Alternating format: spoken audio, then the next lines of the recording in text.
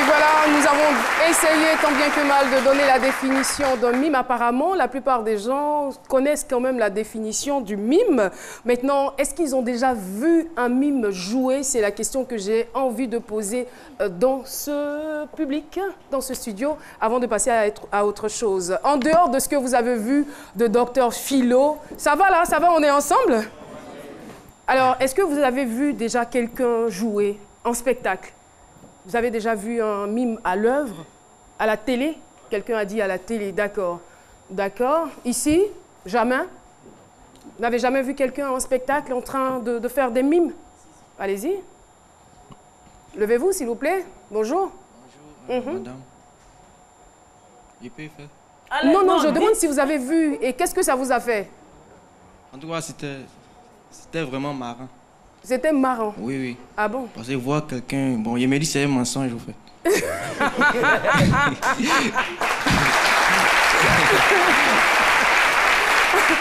Mais, je veux dire, pourquoi c'est l'idée qui vous vient tout de suite à l'esprit? C'est un mensonge. Parce que si tu n'es pas bobo, et puis tu es là, tu fais des gestes, bon... C'est-à-dire tu n'es pas sourd-muet? Tu n'es pas sourd-muet. Par exemple, le monsieur, il sait qu'il n'est pas sourd-muet, mais il fait des gestes. Voilà, c'est vraiment bizarre, en fait. D'accord.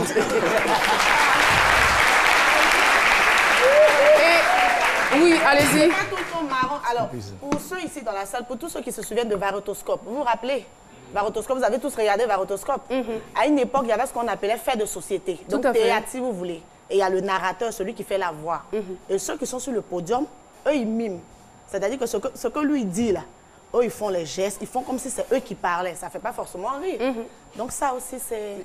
C'est le mime. Merci beaucoup, non, Priscille. La dégameuse. Oui. Allez-y. Il ne faut pas confondre le langage du signe Justement. et au mime. C'est la question que j'allais vous poser. Il faut, dans le langage de signe, c'est des mots codés. Il faut des initiés pour comprendre ce que ça veut dire. Ça n'a rien à voir avec le mime. Et vous le verrez. Alors, ça sera quoi donc votre définition du le mime? mime, c'est l'art de s'exprimer par un mouvement du corps en dépeignant une situation cocasse, mais plus épanouie, plus rigolote, etc., etc. Mais ça, vous le verrez tout à l'heure. Alors, Monsieur Glouendi, il faut dire que vous êtes originaire de l'ouest de la Côte d'Ivoire et c'est en 1970 que votre carrière de comédien a débuté. Alors, comment est-ce que vous vous êtes découvert l'âme d'un artiste? Bien. Je me présente d'abord, je m'appelle Glouendi, je suis né à l'ouest de la Côte d'Ivoire, un pays où je suis le premier citoyen du monde, le premier comédien, sinon le premier mime qui n'a jamais été remarqué ni sollicité, mais qui a parcouru 25 pays dans 2500 villes et villages. J'ai jamais eu de maître ni de professeur, j'ai jamais eu de maître ni de professeur et je suis un autodidacte qui a fait l'école supérieure de la vie. À l'âge de 20 ans, pendant que 99% des jeunes de ma génération étaient encore sur les bancs, végétaient sur les bancs, moi déjà j'étais dans les écoles pour dire des poèmes et des scènes bouffonnes dans les établissements scolaires. Je peux vous citer toutes les villes de Côte d'Ivoire, du Burkina Faso, du Togo, du Bénin. Posez-moi la question. Ceux qui sont curieux, posez-moi la question, je vous dirai. Donc, ça viendra fait certainement au fil de cet échange. Voilà. Mais il faut dire qu'à la base, vous étiez un garçon timide. Timide, oui. Un garçon timide qui se retrouvait très souvent dans des salles de cinéma. Tout à fait. Mais avant cela, à Guiglo, je passais le plus clair de mon temps à aller à la fête des glas, qu'on appelle des masques, communément en pays ouest.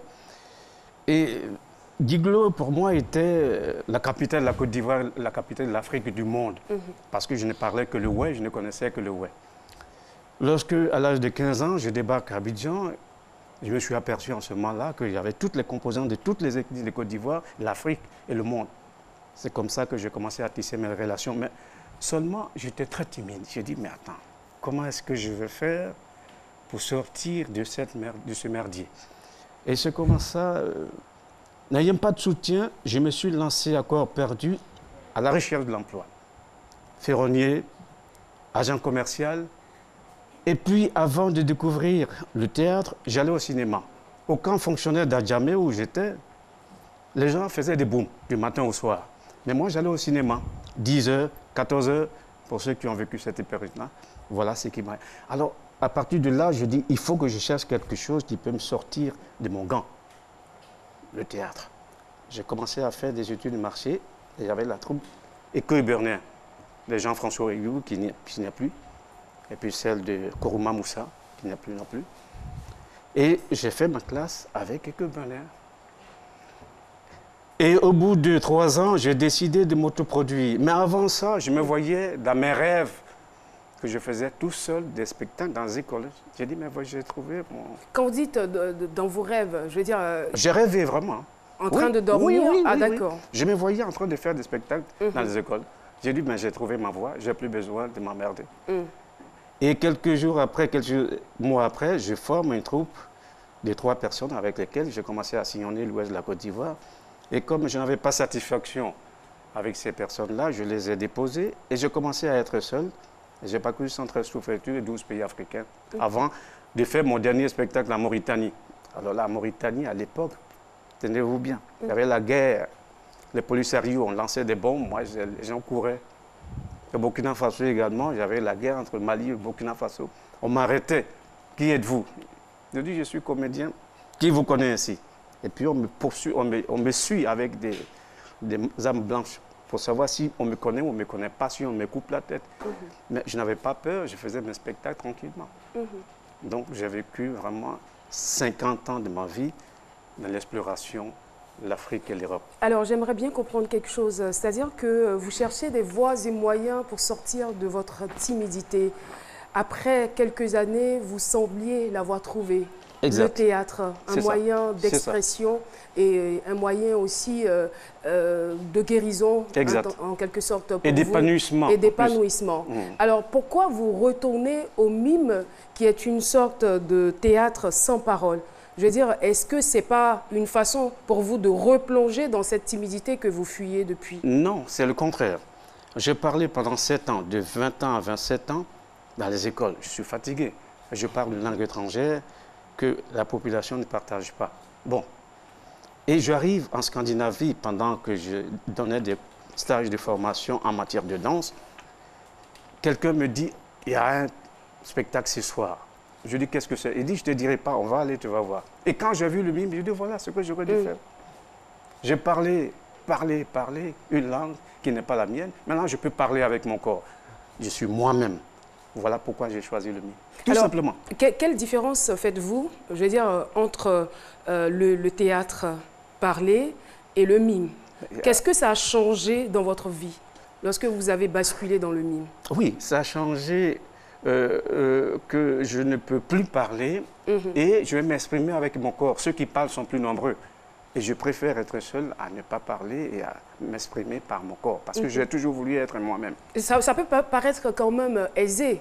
Je veux dire, voir des personnes faire des gestes, s'exprimer à travers leur corps, ça peut paraître simple. Voilà. Mais je crois bien ça peut paraître simple, mais ce n'est pas aussi simple. Moi, ça ne l'est pas. Mais j'aime tous les difficultés. Là où il faut forcer, moi, j'étais toujours là, puisque je me suis monté de toutes pièces. Dans ma vie de professionnel d'artiste en 50 ans, il n'y a pas un noir, quel que soit son pays, quelle que soit sa région, qui est venu me voir, tu dis, mais Glouglandi, tu es quelqu'un anobli, tu es dans tous les journaux, viens, je vais te payer ton cachet, tu vas me faire voir. Mais tous les Africains, les Ivoiriens, quand ils vont, c'est dans les soirées dansantes, c'est des chanteurs, c'est tout. Dans le milieu européen, mais quand je fais, comment dirais-je, un projet, du moins, les gens me disent, bon, ça nous intéresse. Et puis voilà, je transmets mon savoir et je suis content. Voyez-vous, où voulez-vous que je me fasse?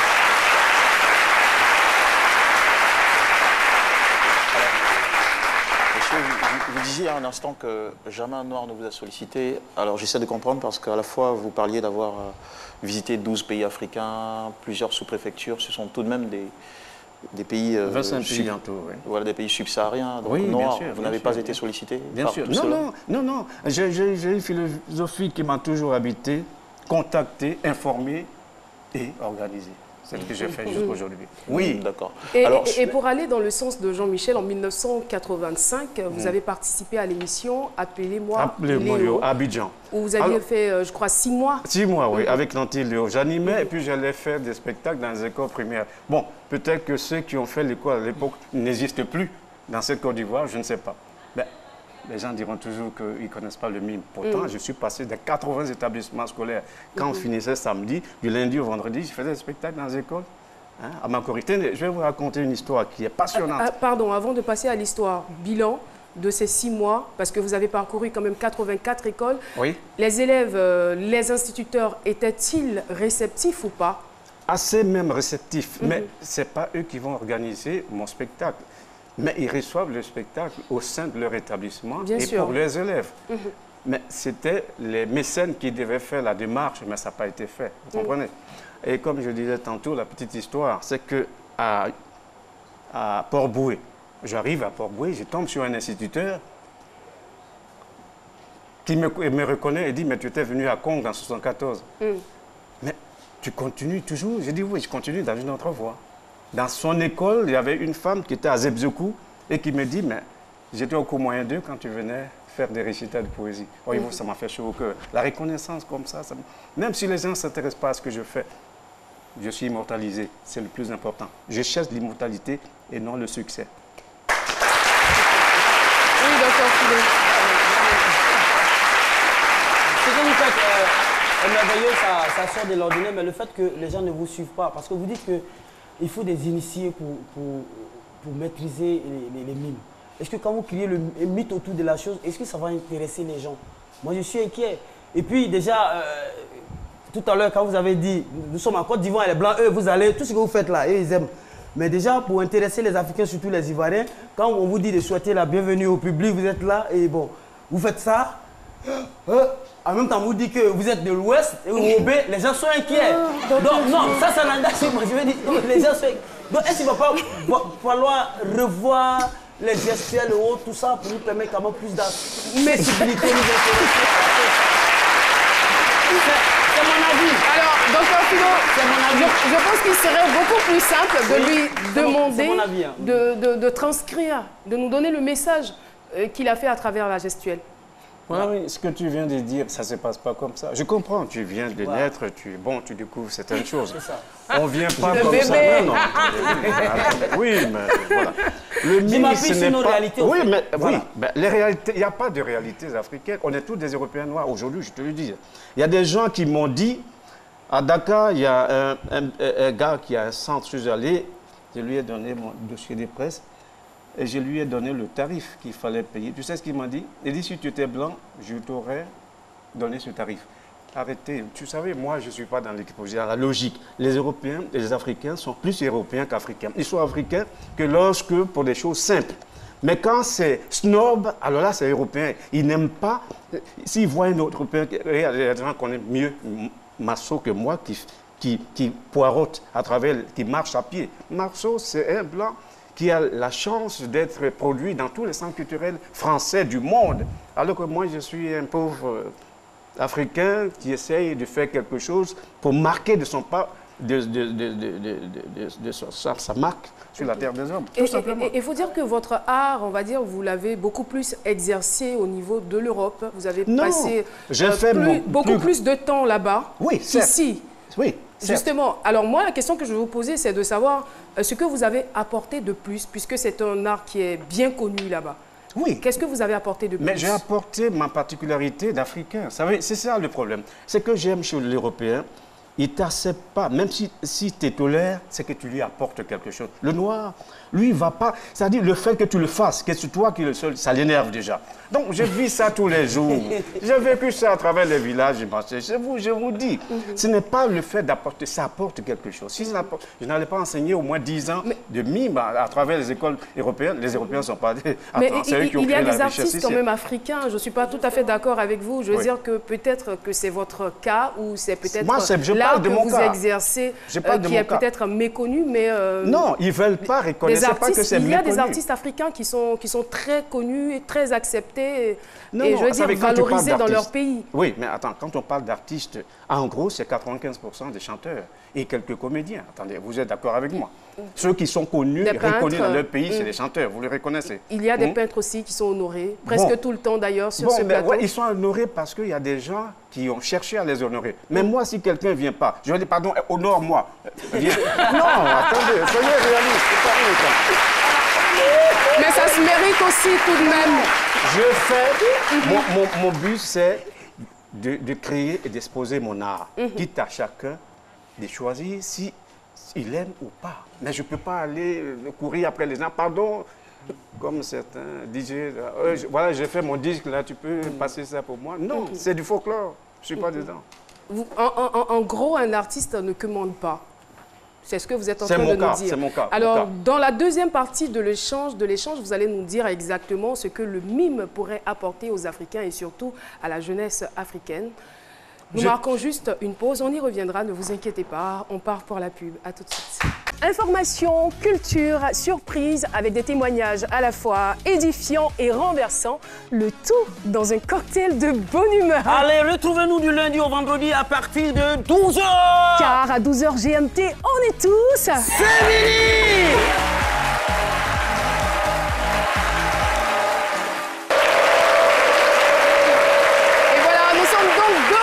Sur le plateau de C'est Midi. Et si vous nous suivez depuis le début de cette émission, vous savez bien que nous sommes en compagnie d'un artiste et non des moindres, quelqu'un qui a réussi quand même à valoriser son art du côté de l'Europe, tant bien du côté de l'Afrique aussi. Il a parcouru, comme il le dit, beaucoup de pays africains. L'Afrique, il la connaît du bout des doigts. Et aujourd'hui, il est sur ce plateau, encore une fois, pour faire connaître cet art.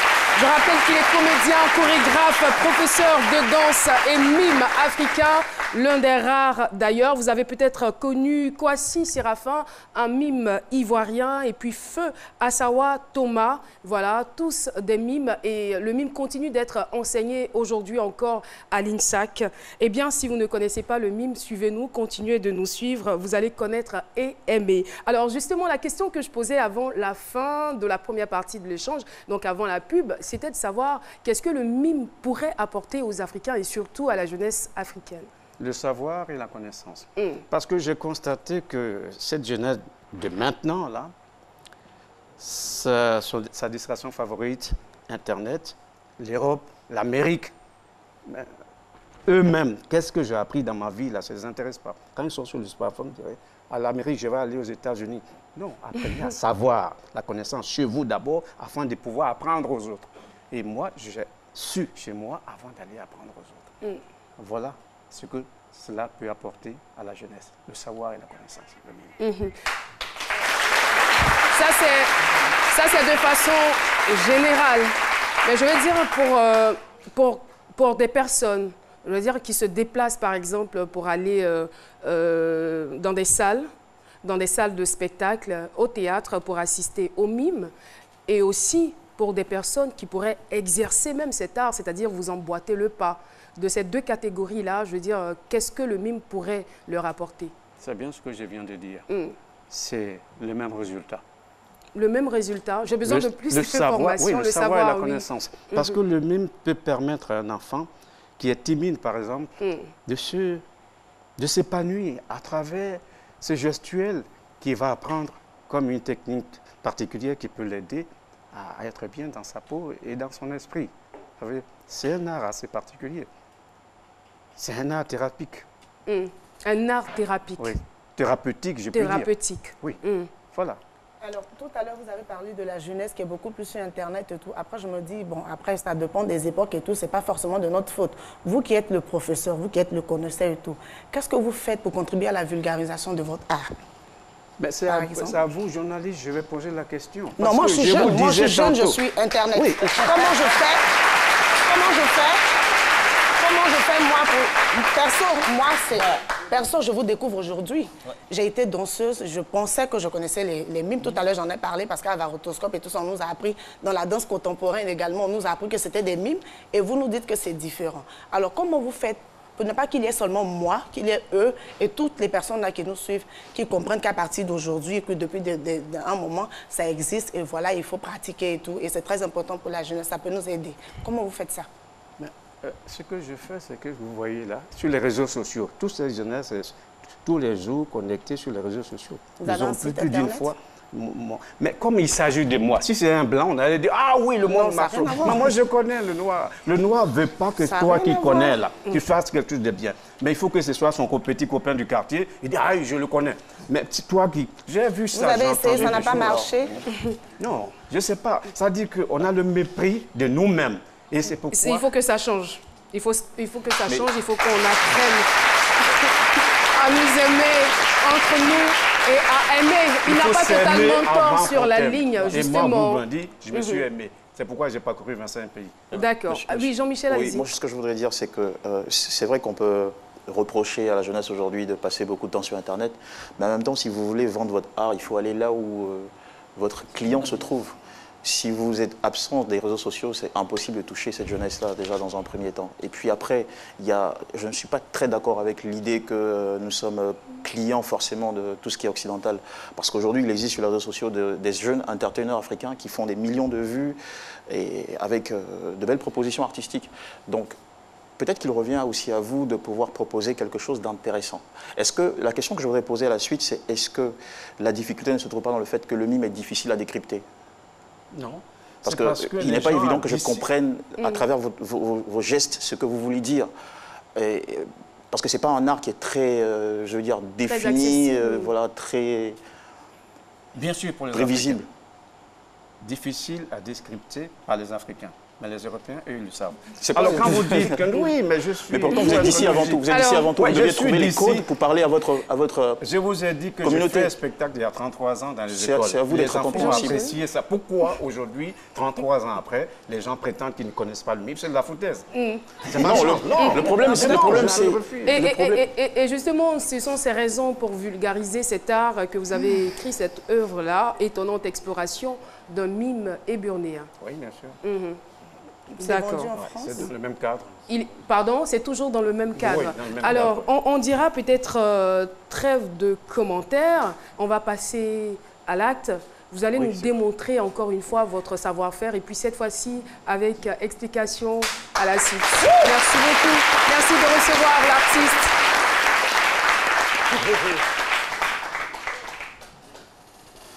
Est-ce que vous pouvez faire face à la caméra, s'il vous plaît? Voilà.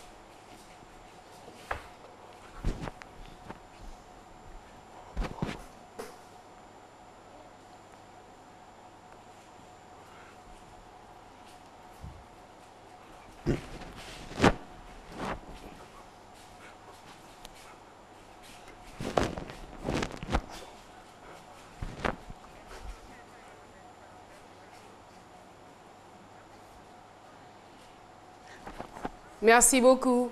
Merci infiniment. Merci beaucoup. Là, je me dirige rapidement vers des étudiants. Bonjour.